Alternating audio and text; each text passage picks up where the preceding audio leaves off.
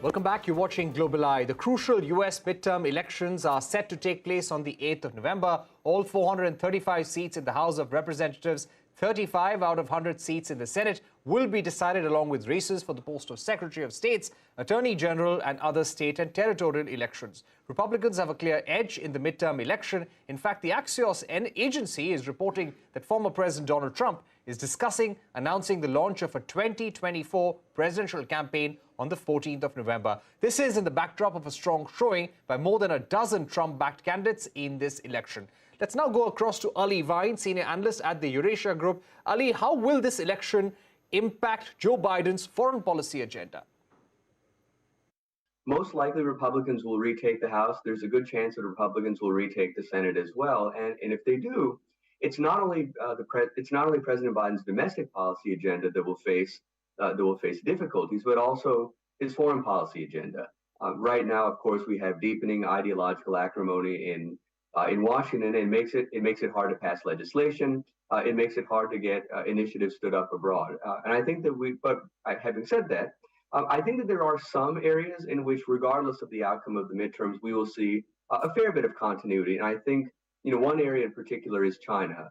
In Washington, folks don't agree on much, but there is a roughly bipartisan, maybe not consensus, but something approaching a bipartisan consensus in Washington that the United States needs to compete more aggressively with China, militarily, economically, technologically, diplomatically. So I think that regardless of which way the outcomes go, I think that the president's ambitions to push back against Chinese influence, I think that those initiatives will continue. I think that we will also see continued bipartisan support for strengthening America's relationship with India. That's also a bipartisan priority. I think one foreign policy area where we might begin to see some fissures will be on U.S. policy towards Ukraine. If you look at, for example, just within the Republican Party, differences between the likely, if Republicans retake the House, the likely next leader of the Republican House, Kevin McCarthy, and Senator McConnell. Senator McConnell has been very full-throatedly supportive of continuing support, military support, and other forms of support for Ukraine. Representative McCarthy has been a little bit more circumspect, and he said recently that the United States should not be writing more blank checks. So that divide could emerge over Ukraine. And I think that there's a growing weariness, I think, in Washington over how does this war end? The Russia-Ukraine war is now ending. It's now entering, rather, a much more escalatory, unpredictable phase. Okay. So I think that one foreign policy area where, entering into next year, depending on the midterms, where we might begin to see some cracks and some more difficulties for the president's agenda will be on continuing to support Ukraine. Right. We have seen very close U.S. involvement in the Ukraine-Russia war so far. Do you think that post the 8th of November, there will be greater scrutiny in domestic politics about U.S. involvements, about Joe Biden's Ukraine plan? And would Joe Biden like to remain so involved post the 8th of November? So the president has made clear, and the president's top national security officials have made clear that they regard the fight for Ukraine not only as a European problem, but really as a global problem. And they have framed Russia's invasion of Ukraine as really pitting autocracies versus democracies. You often hear President Biden come back to this narrative of democracies versus autocracies. So I think that the president and his top officials, they view the Russia-Ukraine war within a much wider global effort. They want to continue supporting Ukraine. They want to continue supporting Ukraine's ability to resist Russian aggression, but they also want to ensure that the United States doesn't find itself in a direct military confrontation with Russia that could potentially escalate to the nuclear level, which would be a horrifying scenario. So the president and his team, they have a very difficult balancing act. I do think that the president and his team would like to continue supporting Ukraine. They would like to continue supporting Europe's effort to diversify away from Russian energy. But again, they want to ensure that they cap escalatory potential for the Russia-Ukraine war. So a very difficult set of objectives. But I think that the president thus far has done a good job of balancing those objectives of ensuring that Ukraine can defend itself. We've been increasing our military assistance to Ukraine, but without entering into a direct armed confrontation with Russia. All right. I would also like to ask you, do you expect the United States to go harder when it comes to sanctions on Iran and Russia post the midterm elections, and also countries which are trading with these countries or buying oil from these countries as of now?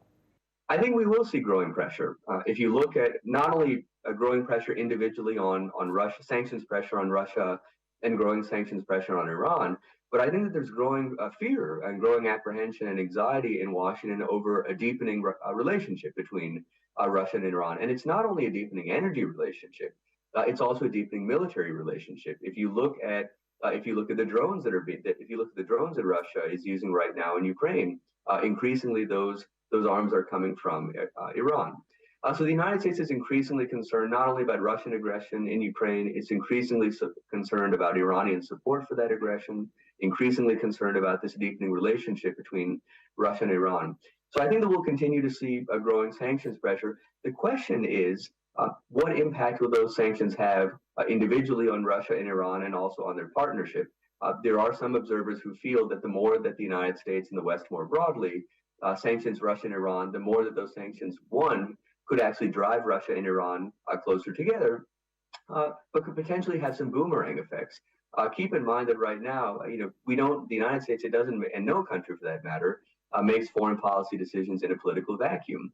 A lot of American consumers right now, they're worried about high energy prices, they're worried about persistent inflation, and there are a growing number of economists who think that 2023 could be a year of a global recession.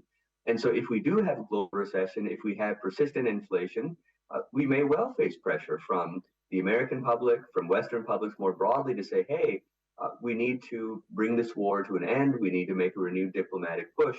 But I would expect for the time being, the United States to up its sanctions pressure on Russia and Iran, although we've seen that Russia, even though those sanctions, I think that over the medium term and the long term, even though I think that those sanctions will begin to cut into Russia's growth outlook, what we've seen is that in the short term, Russia has been able to take advantage of high energy prices. It's been able to institute capital controls. It's been able to reroute its supplies of energy. And so what we find is that at least in the short term, not only have sanctions not deterred Vladimir Putin from proceeding further with his aggression, but Russia has actually been able to reroute energy supplies to China, to India, to others, and it's actually been able to increase its exports of oil and increase its oil revenue. And so that outcome is obviously concerning for the West. All right. Thank you very much, Ali, for joining us. With that, it's a wrap on this edition of Global Eye. News continues on CNBC TV 18. Stay tuned.